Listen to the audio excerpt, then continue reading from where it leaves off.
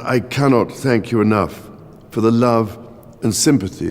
It's a huge pleasure to welcome you to Clarence House this evening and to thank you all for supporting our work. Did Camilla secretly plot to claim Queen Elizabeth's legacy for her own family? Insiders say King Charles found out and kicked her out in a royal showdown. The drama behind palace doors just got real. Watch to uncover the full story and make sure to subscribe for more explosive royal revelations. The sun was rising over London, casting golden streaks across the city's rooftops. From the outside, Buckingham Palace looked serene, timeless, unchanged by the centuries of drama that had passed through its halls. Inside, however, something was stirring. In his private study, King Charles III sat alone at his desk. The walnut furniture, polished, ornate, centuries old, carried the weight of both history and duty. Towering windows let in soft morning light, but his mind was already racing through the day's agenda. This was his quiet time, the one part of the day where he wasn't surrounded by aides, cameras, or royal formalities. At 76, Charles had learned to live by routine. He rose early, always before the palace staff. A cup of strong Earl Grey, classical music softly playing in the background, and the comforting stack of paperwork awaiting his attention. It was his way of grounding himself before facing the world. But this morning, something different happened. His private secretary entered the room holding a thick folder. "From Clarence House, Your Majesty," he said, placing the file gently on the desk. Charles nodded without looking up. "Thank you." He assumed it was routine, perhaps updates on environmental foundations or reports from royal advisors. Camilla often managed her own projects from Clarence House. It wasn't unusual for their offices to overlap. He opened the file casually, flipping through the first few pages while sipping his tea. But then, halfway through, something stopped him. These weren't the typical administrative briefs. They weren't policy updates or charity figures. They were documents involving his mother's personal belongings. Jewels, family estates, royal artifacts, some passed down through generations. Items so woven into the crown's history that even their storage locations were guarded secrets. At first glance, the documents appeared professional, clean, polished. Some items were marked for transfer to national museums, others listed as eligible for selective auction, while a third category involved items marked for private management. That wording caught his eye. Private management? By whom? Then he turned to the final page, and that's when everything changed. At the bottom, there was a single line of approval. Approved. Camilla, Queen Consort. Just her. The file slid from his hand slightly, resting unevenly on the edge of the desk. Charles leaned back in his chair, suddenly feeling as if the room had grown colder. A strange stillness washed over him. He thought of his mother, Queen Elizabeth II, her graceful presence, her unwavering sense of duty, her deep commitment to preserving tradition, even in the face of modern pressure. Now, sitting there with the file in hand, he felt like he had failed her. Not by action, but by omission, by not knowing what had been done, by someone he loved and trusted most. And suddenly, another thought crept in. Quiet at first, but impossible to ignore. What else has she done? Charles didn't move for several minutes. The file still lay open before him, the crisp white pages filled with royal property descriptions, reassignment plans, and footnotes that read like formalities, cold and calculated. And all of it had passed through Camilla's hands, approved, authorized, actioned, without him. He turned back to the page with her signature and read the words again. Approved, Camilla, Queen Consort.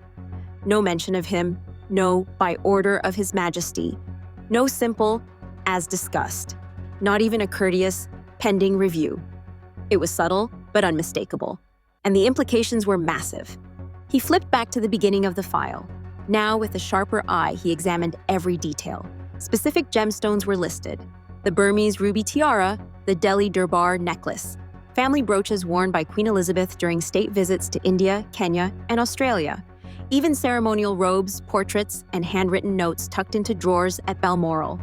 And then, properties: Balmoral Castle, his mother's beloved summer escape in Scotland, Craiggowan Lodge, lands attached to Sandringham, even lesser-known holdings connected to royal trusts and family inheritances, places Charles hadn't even visited in years but still considered sacred. Some of the entries were marked archival, destined for historical preservation. Others marked reclassification, with vague notes about potential modern utility. It felt like someone was picking apart the monarchy one artifact at a time.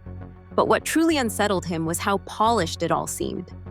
As if it had been planned for a long time, every item is categorized. Every transfer is disguised behind lofty words like transparency, efficiency, or public access. On the surface, it looked like reform, but underneath, it felt like erasure. As the morning hours passed, Charles's emotions shifted.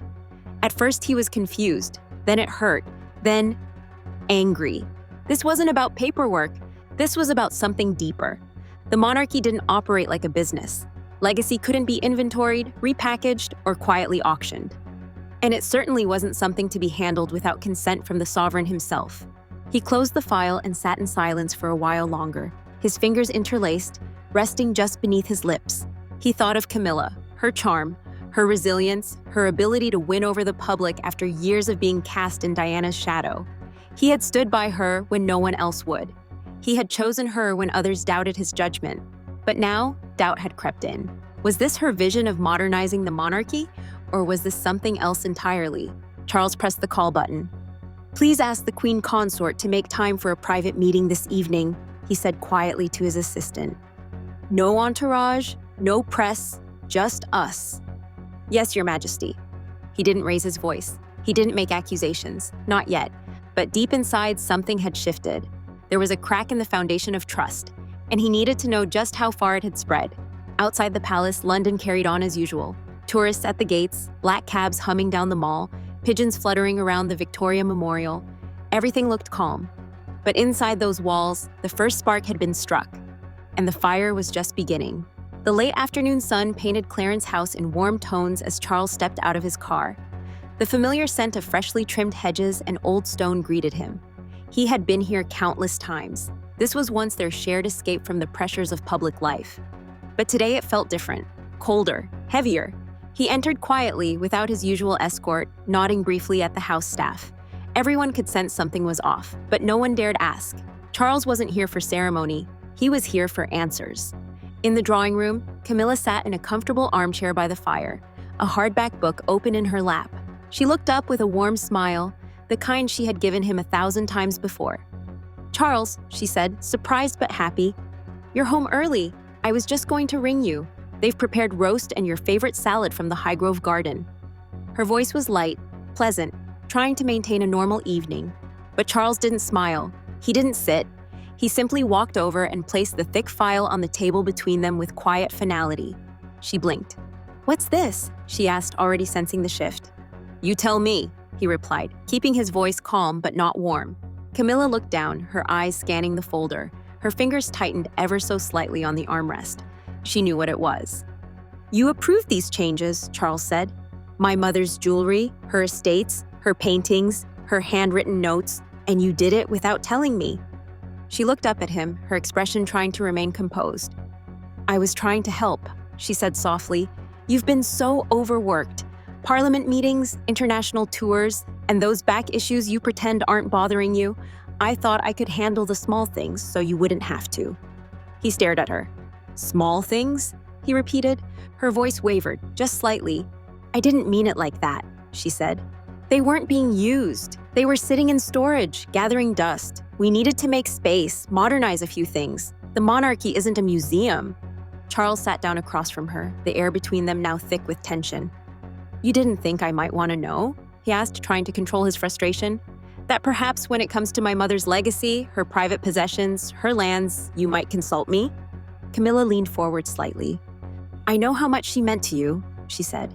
"But Charles, times are changing. We need to be smarter. Look like we're evolving. You've said it yourself. This institution must grow or it will be left behind." His voice sharpened, not in volume but in intensity. "Not at the cost of history," he said. "Not by quietly shifting pieces of her life into museums or auction blocks. Not like this." Camilla's tone shifted, still soft but defensive. "Would you rather they sit unseen forever?" she asked. "That we become relics too? We talk about moving forward. I was doing just that. I didn't do this to hurt you." Charles stood, the conversation building inside him like a storm. "You signed off on reassigning royal heirlooms without the sovereign's consent. You planned changes to Balmoral, to Queen Victoria's brooches, to letters written by my mother to her father during the war. That's not modernization. That's erasure." Camilla rose to her feet too now, trying to meet his gaze.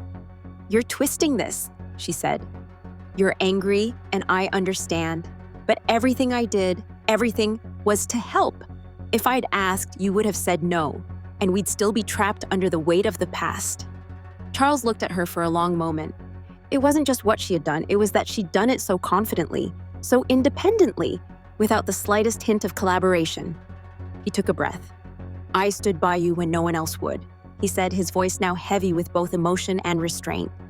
"But this, I don't know what this is." Camilla's eyes glistened, but she didn't cry, not yet. "I didn't think I'd need to ask," she said quietly. "That," Charles replied, "is exactly the problem." And with that, he picked up the file and walked toward the door.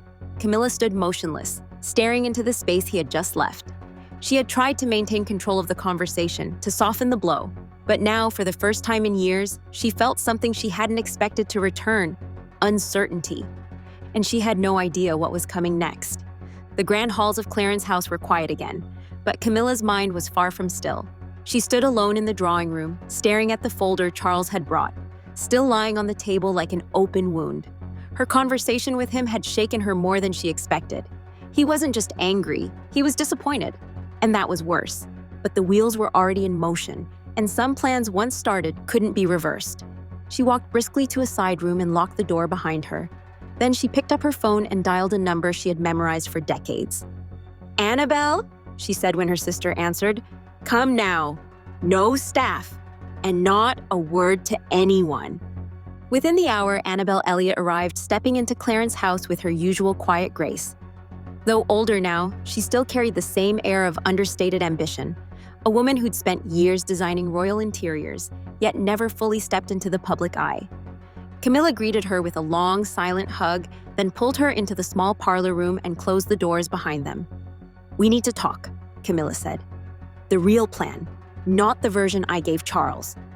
Annabelle arched an eyebrow but said nothing. She had been waiting for this conversation. The two sisters sat on the edge of the sofa, cups of Earl Grey untouched on the table between them. Camilla took a deep breath. "I've been repositioning items from the Queen's estate, not just for public access or preservation, as we claimed.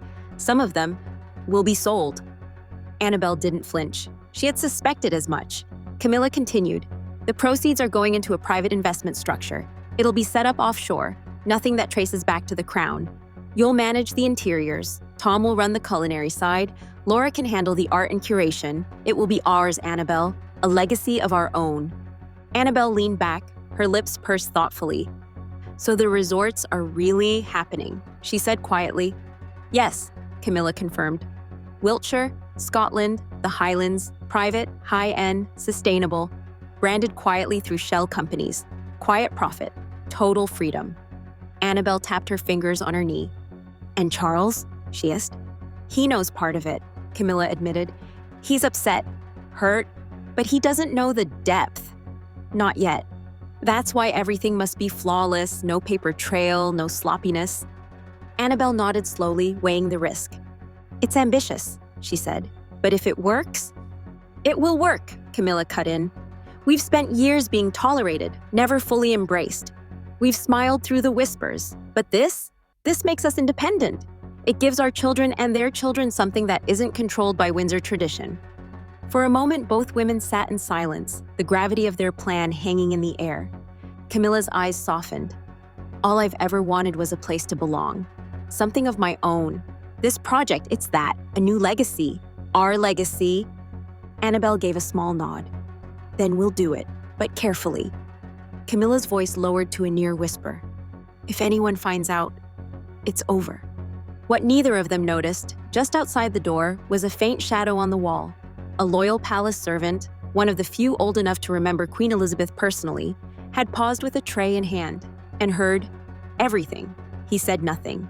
He didn't move. But he remembered every word, and soon those words would reach the one person Camilla feared the most. While quiet tensions simmered behind the doors of Clarence's house, another part of the royal family was growing increasingly uneasy. Princess Anne had never been one for gossip or palace drama. She was a woman of purpose, of precision. To her, loyalty wasn't something that needed to be spoken aloud. It was simply expected. And above all else, she honored her mother's legacy like a sacred duty. Lately, however, something didn't feel right. She had noticed small changes, whispers in the corridors, unusual requests from Clarence's house, mentions of inventory being reviewed, royal heirlooms being repositioned. She didn't like the sound of it. Then came the confrontation between Charles and Camilla. Anne hadn't been present, but she knew her brother well. When he began canceling engagements, delaying meetings, and walking the palace gardens alone, she knew something had shaken him, and she intended to find out what. One quiet morning at Windsor Castle, Anne summoned her most trusted aide, Edward. A reserved, sharp-eyed man in his late 50s, Edward had served under Queen Elizabeth herself. He knew the royal family's inner workings better than most, not just the ceremonial routines, but the hidden mechanics that kept the institution running.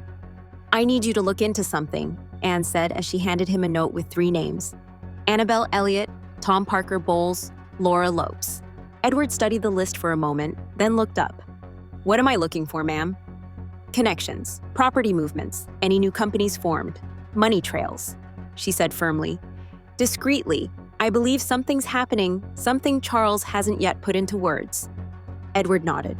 "Understood." And with that, the investigation began. Edward started with public records, then financial registries, corporate filings in the UK and abroad. He reached out to former accountants, estate managers, even charity board members. Quiet conversations, untraceable messages. Piece by piece, a pattern began to form. A web of shell companies, registered in locations like the Cayman Islands, Jersey, and Switzerland. Each one linked to a different name in the Parker Bowles circle. Funds traced back to obscure accounts, some of which were scheduled to receive large transfers from upcoming auctions. And then came the real breakthrough: emails. Through a former tech consultant who had managed cybersecurity for one of the properties, Edward got access to a cache of encrypted messages. They revealed discussions between Camilla, Annabelle, and a series of advisors about a luxury real estate venture. Resorts in Wiltshire and Scotland, eco-branded, high-end, marketed to elite clientele under a carefully hidden brand. Camilla's family would own the entire operation, indirectly, but completely. And the funding? Sourced from the sale of royal heirlooms and private holdings that once belonged to Queen Elizabeth II. Anne was in her study when Edward returned with the final report. She flipped through it slowly, page by page, company names, bank transfers, digital blueprints for the resorts, investment decks with projected returns. When she reached the emails between Camilla and Annabelle, her hands gripped the edge of the desk. There was no doubt. This wasn't about modernization, it was about legacy, power, and independence from the crown. Anne closed the folder and looked out the window toward the gardens her mother had once walked through every spring. "She used our mother's name," Anne said quietly, more to herself than Edward. "She took her trust and turned it into a business opportunity." Tears didn't come. That wasn't Anne's way, but the betrayal hit hard. And there was only one person who needed to see what she now knew. Without a word, Anne stood, grabbed the folder, and headed straight for Buckingham Palace. She didn't call ahead. She didn't ask permission. This wasn't just a matter of family anymore. It was a matter of principle. The golden afternoon sun cast long shadows over Buckingham Palace, but inside, the light felt dim. The ancient halls were still, the chatter of staff distant and hushed. Something had shifted, something unspoken but deeply felt. Charles sat alone in his study, staring out over the palace gardens, the same gardens he used to walk with his mother, the same gardens where, just a few months earlier, Camilla had laughed beside him under the spring blossoms. That all felt so far away now. The door opened quietly. Anne entered, a leather-bound folder clutched firmly in her hands. She didn't sit. She placed the file on his desk, slid it toward him, and met his eyes. "You need to read this, Charles. All of it." There was no dramatic pause, no theatrical sigh. Anne wasn't one for embellishment, but her tone was heavy, almost protective. Charles opened the folder. The first thing he saw was a financial diagram, arrows connecting shell companies, offshore accounts, names he recognized all too well: Annabelle Elliott, Tom Parker Bowles, Laura Lopes.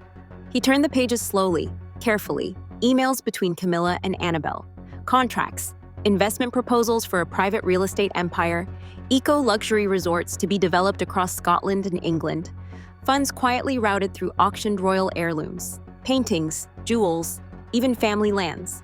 Each page hit harder than the last. Charles's breath grew shallow. He removed his glasses, closed the folder, and leaned back in his chair. Anne stood across from him, watching silently. She didn't need to explain it. It was all there. The woman he had defended for decades had betrayed not only his trust, but the values he had spent his life trying to uphold. "She didn't come to me," he said quietly. "She did all this behind my back." Anne nodded. "Because she knew you'd say no." Charles looked up at the ceiling, his hands trembling slightly. "She used my mother's memory," he said, his voice cracking. "She used her legacy as capital for a private empire." He stood abruptly, pacing. His voice now carried a weight it hadn't earlier, a mix of pain and fury. "I gave her everything. Love, a title, a place beside me at the highest table. I shielded her from criticism, from scandal. I took her into this family when no one else would."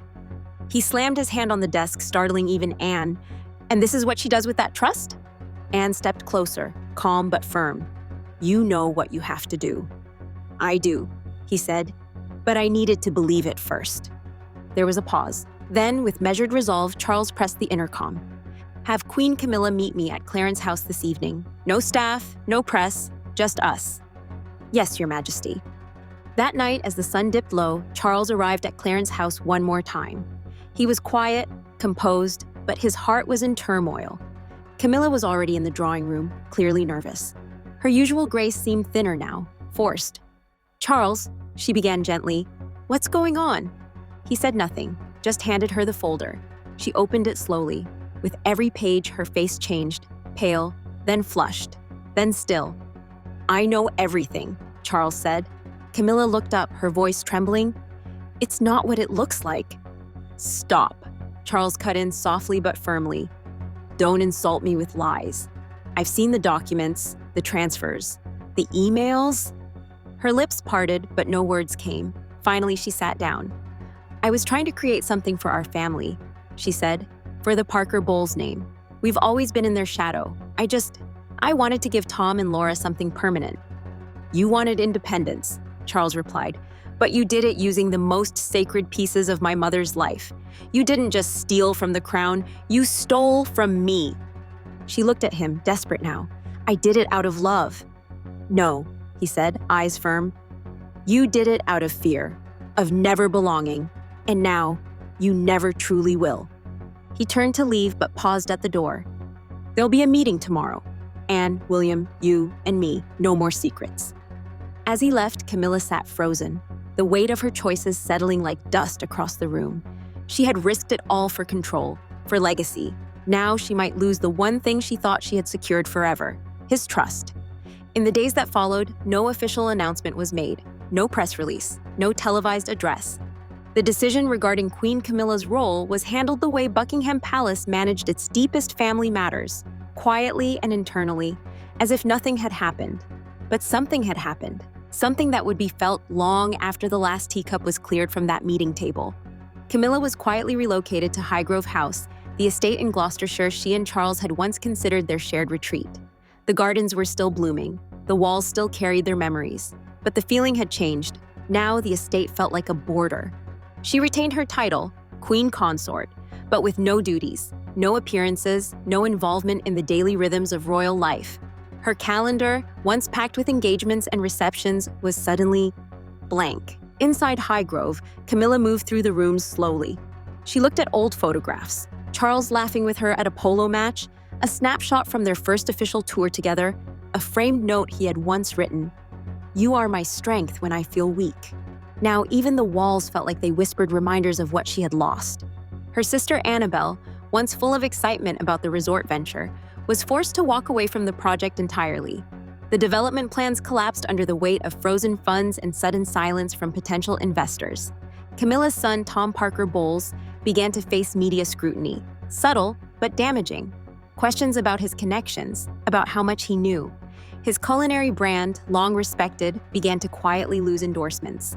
Laura, Camilla's daughter, had to sell several pieces from her art collection to cover silent debts related to the failed launch. The empire they had envisioned, quiet, luxurious, untraceable, was gone before it even began. And in the public eye, Camilla's absence spoke volumes. Though no statement was issued, royal watchers noticed quickly. She disappeared from events. Her name was no longer mentioned during royal engagements. The queen consort, who had once fought so hard to be accepted, had become invisible once more. Whispers filled the media. Is she unwell? Did Charles push her out? But no answers ever came. Meanwhile, back in Buckingham Palace, Charles threw himself into duty. He resumed environmental campaigns with renewed energy. He attended meetings with foreign diplomats, chaired charity boards, and visited schools. Always calm, always composed. But something had hardened in him. A certain spark had dimmed. And yet, in some strange way, he also seemed freer, more resolute, more protective of the Windsor legacy than ever before. He began visiting Windsor Chapel more frequently, alone, without cameras. He'd stand quietly at his mother's resting place. Sometimes he brought flowers, sometimes he simply stood in silence. He never spoke of Camilla during those visits, but the guards noted he often left with a look that was part sorrow, part peace. Princess Anne, ever loyal, stepped up with even more visibility, overseeing the royal archives, continuing charitable work, and quietly keeping an eye on everything. She never gloated, she never said, "I told you so." But she knew the cost of protecting a legacy, and she was willing to pay it. Prince William and Princess Catherine also leaned in closer to the crown. Publicly, they remained composed, but privately, they tightened their circle. They made a quiet commitment to teaching their children what had now been made painfully clear. Legacy isn't built on love alone. It must be built on trust. The monarchy moved forward, not untouched, but stronger. The lesson had been learned in the harshest way possible. And though the family had suffered a fracture, the foundation remained intact. In time, people moved on. Headlines faded, other stories took their place. But among those who knew what had truly happened behind palace walls, the memory remained sharp. Don't forget to like, subscribe, and hit the bell so you never miss a moment inside the palace.